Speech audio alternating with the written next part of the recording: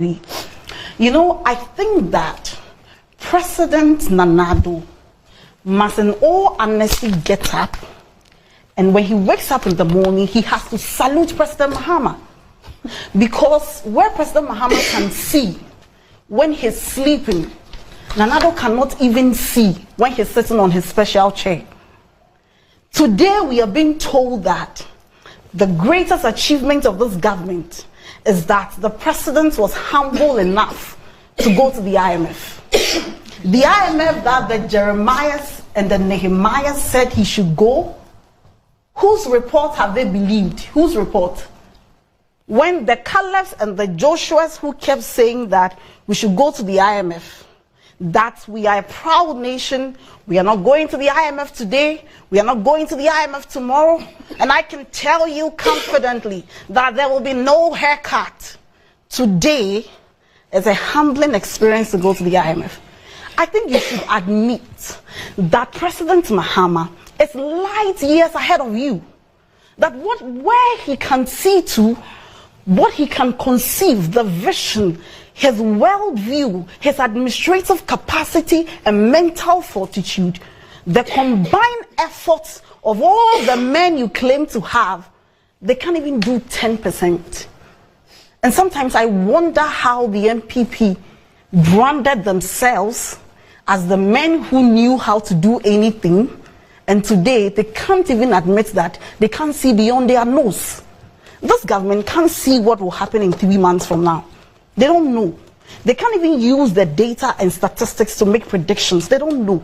Because any serious government, maybe they don't have the quality materials. So maybe they should admit that we are not there yet. Maybe they should admit that we are dealing with people who don't have any first experience on the economy and management. We're dealing with people who had expertise in PR and talking.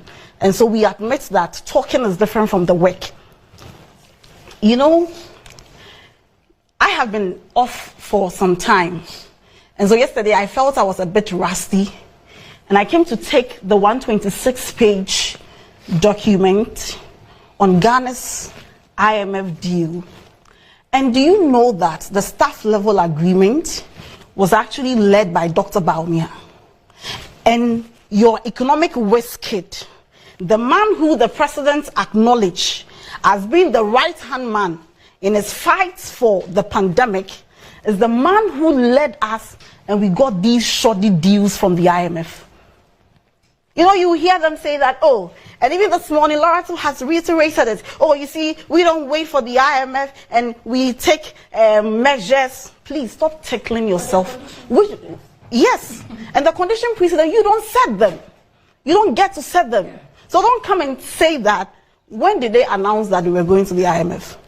They announced it on 1st July that we were going to the IMF. When did they read the budget? They read the budget in November.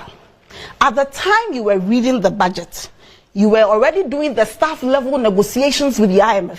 And so Dr. Baumia, in all his economic wisdom, could not negotiate and get young people places in his government. The man who came to lie that he has created 2 million jobs and was badly have been increased. So tell the people that that is the deal. It will get well where? What is it that you are doing that is going to get well? Or you are conjuring some miraculous hand, or the pastor of a finance minister in wearing white kaftan will have manna descend to us. The same miracle you were expecting that it never happened. You think God is to be mocked? If there was any miracle, do you think God will even bless Ghana with that miracle? That you use his name to sink 400 million cedis of the taxpayers' man, do you think the same God will look down upon you with favor? Where is that Christianity practice? Let's get serious in this country. So tell people that businesses will collapse because of the shoddy deal Dr. Baumia has got for us. This is the first time. This is the first time that Ghana is going to IMF. And they are asking you to take the very savings of your citizens so that you can create space. Yesterday I checked. The word debt appeared 661 times in a 126-page document. The word debt. So when the president says that, IMF yes, report. the word debt appeared 661 times in a 126-page document. Why?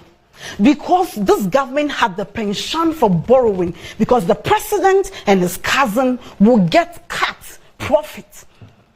So you've borrowed so much that the IMF says that we are here because of debt.